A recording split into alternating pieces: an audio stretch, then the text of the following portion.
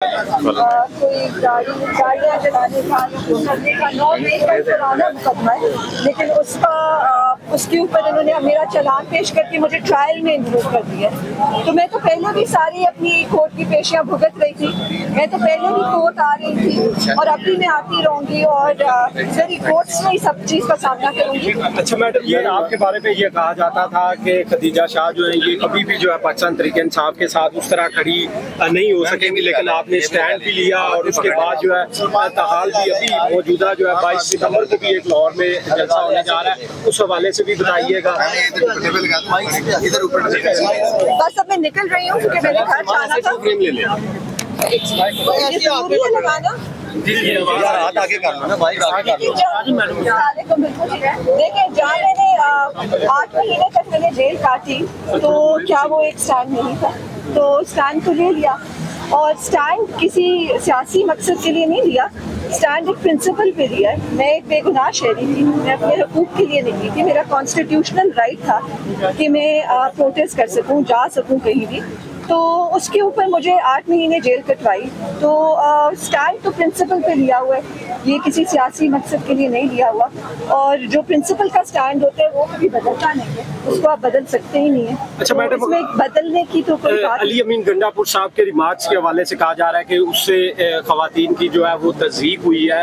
आप लोग भी जो है, जिस तरह आप भी खवातीन हैं और भी आपके साथी काफ़ी थी जिन्होंने जेलें भी काटी, और उसके बाद उनके घरों पर जो कुछ हुआ, उनके बच्चों के साथ जो कुछ हुआ, तो उस पर आप क्या कहेंगी कि अली अमीन गंडापुर के ये जो रिमार्क्स हैं वो तज़हीक अमेज़ है? देखिए, बात यह है कि औरतें तो सारी औरतों की इज्जत होनी चाहिए ना। अब पंजाब के अंदर पिछले 2 साल से जो खवातीन के साथ हो रहा है, कल भी परसों भी एक लॉ मेकर की बीवी को उठा लिया, बेटी को उठा लिया, और मतलब कि सिर्फ ये तो नहीं होता ना कि जो आपके पसंदीदा लोग हैं उनकी इज्जत है, लेकिन जो लोग आपको पसंद नहीं है उनको आप जेलों में भी डाल दें, उनको उनके घरों से भी खींच के बाहर निकाल दें, उनके साथ जो ज्यादती आपने करनी है, उनकी ना बच्चों की कोई इज्जत हो, उनके बच्चों की कोई हिफाजत ना करने वाला हो, उनकी बीवियों की कोई हिफाजत ना करने वाला हो, तो खवातीन की तो इस मुल्क में अब कोई इज्जत रही ही नहीं है।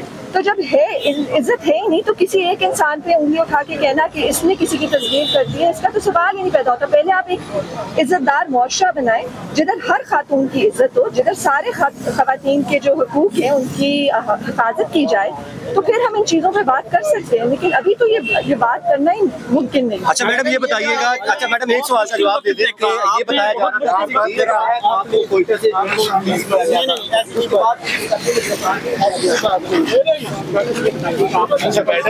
कर रहे हैं कि आज एक कॉमन पाकिस्तानी के लिए तो ये इस पावरफुल सिस्टम के आगे खड़ा होना बड़ा यार भाई छोड़ दे, बस छोड़ दो यार, बात करनी है अपनी यार। मुकदमे भुगत रही हूँ, 3 केसेस में मेरी ट्रायल चल रही है।